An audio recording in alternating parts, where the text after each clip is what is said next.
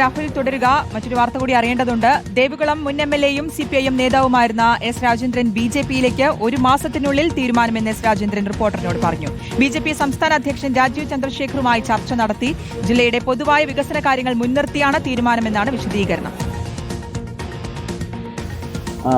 സംസ്ഥാന പ്രസിഡന്റിനെ കണ്ടു സംസാരിച്ചിരുന്നു എന്നുള്ളത് വസ്തുതയാണ്. പ്രഖ്യാപനങ്ങളൊന്നും നടത്തിയിട്ടില്ല, ഇതേ ഉള്ളൂ കാര്യം. കണ്ടിരുന്നു, സംസാരിച്ചിരുന്നു എന്നുള്ളത് ശരിയാണ്. നമ്മളും ചില കാര്യങ്ങൾ പറഞ്ഞിട്ടുണ്ട്. വ്യക്തിപരമായി സ്ഥാനമാനങ്ങളോ അല്ലെങ്കിൽ പിന്നെ മത്സരമോ അങ്ങനെയൊന്നും ആവശ്യപ്പെട്ടിട്ടില്ല. ഇല്ലല്ലോ, ഞാൻ മത്സരിക്കാൻ ഉദ്ദേശിച്ചിട്ടില്ല. വ്യക്തിപരമായി ഒരു നേട്ടത്തിനോ ഒരു തെരഞ്ഞെടുപ്പിന് വേണ്ടിയോ സ്ഥാനമാനത്തിന് വേണ്ടിയോ പ്രവേശനം ആഗ്രഹിക്കുന്നു. രാഹുൽ സുരേഷിന്റെ വിവരങ്ങൾ നൽകാൻ. രാഹുൽ, കുറേ കാലമായിട്ട് കേൾക്കുന്നായിരുന്നു ബിജെപിയിലേക്ക് പോകുമെന്നുള്ളത്. പക്ഷേ നേരത്തെ ജെ.പി. നദ്ദയുമായിട്ടുള്ള ഒരു കൂടിക്കാഴ്ചയ്ക്ക് ശേഷം അത് നിഷേധിക്കുകയാണ് അദ്ദേഹം ചെയ്തിരുന്നത്. ഇപ്പോൾ ബിജെപിയിലേക്ക് പോകുന്നു എന്ന് വ്യക്തമാക്കുന്നു, അല്ലേ? അതേ ശ്രുതി, കുറെ കാലമായി എസ് രാജേന്ദ്രൻ ബിജെപിയിലേക്ക് പോകുന്നു എന്ന വിവരങ്ങൾ പുറത്തു വന്നിരുന്നു. അപ്പോഴൊക്കെ നമ്മൾ ചോദിക്കുമ്പോൾ അത്തരത്തിലുള്ള ഒരു ചർച്ചകളും നടന്നിട്ടില്ല. താൻ ഒരിക്കലും ബിജെപിയിലേക്ക് പോകില്ല എന്നതായിരുന്നു ഉറപ്പിച്ചു പറഞ്ഞ കാര്യം. പക്ഷേ ഇന്ന് അദ്ദേഹം സ്ഥിരീകരിച്ചു പറയുന്നു, ബിജെപിയുമായി ചർച്ച നടത്തിയിരിക്കുന്നു.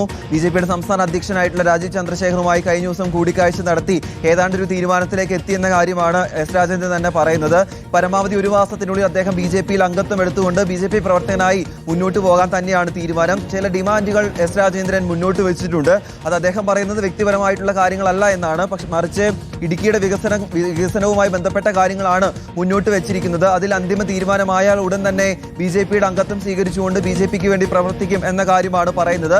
അതിപ്പോൾ ഉടൻ തന്നെ, അതായത് ബിജെപി നേതാക്കളുടെ എല്ലാം ഒരു സൗകര്യം നോക്കിക്കൊണ്ട് മൂന്നാറിൽ ഒരു പൊതുപരിപാടിയായി വെച്ചുകൊണ്ട് എസ് രാജേന്ദ്രൻ ഉൾപ്പെടുന്ന കുറേയധികം ആളുകളെ ബിജെപിയിൽ എത്തിക്കാനാണ് ബിജെപിയുടെ ഇപ്പോഴത്തെ ശ്രമം നടക്കുന്നത്. പ്രധാനമായും നിയമസഭാ തെരഞ്ഞെടുപ്പ് അടുക്കുകയാണ്. ഒരുപക്ഷെ ദേവികുളം മണ്ഡലത്തിൽ ബിജെപി സ്ഥാനാർത്ഥിയായി എസ് രാജേന്ദ്രൻ മത്സരിക്കുമോ എന്ന കാര്യവും ഇപ്പോൾ തള്ളിക്കളയാൻ സാധിക്കില്ല. കാരണം മൂന്നാർ മേഖലയിൽ, പ്രത്യേകിച്ച് ദേവികുളം മണ്ഡലത്തിൽ എസ് രാജേന്ദ്രനെ കുറെ വേരോട്ടമുണ്ട്. അദ്ദേഹം 3 തവണ MLA ആയതാണ്.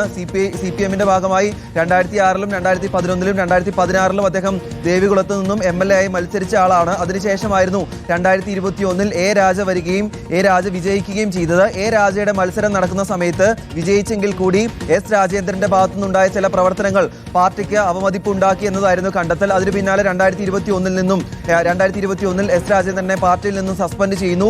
പിന്നീട് അദ്ദേഹത്തെ തിരിച്ചെടുക്കാൻ ശ്രമിച്ചെങ്കിലും എസ് രാജേന്ദ്രൻ ഇതിന് തയ്യാറായിരുന്നില്ല. പിന്നീട് വലിയ രീതിയിലുള്ള വാഗ്വാദങ്ങൾ നടക്കുകയും ചെയ്തിരുന്നു. അതിന് പിന്നാലെയാണ് ബിജെപിയിൽ അംഗത്വം എടുക്കാൻ പോകുന്നത്. എന്തായാലും ഒരു മാസത്തിനുള്ളിൽ തീരുമാനമെന്നാണ് എസ് രാജേന്ദ്രൻ റിപ്പോർട്ടറിനോട് പറഞ്ഞത്. വിവരങ്ങളാണ് രാഹുൽ സുരേഷ് നൽകിയത്.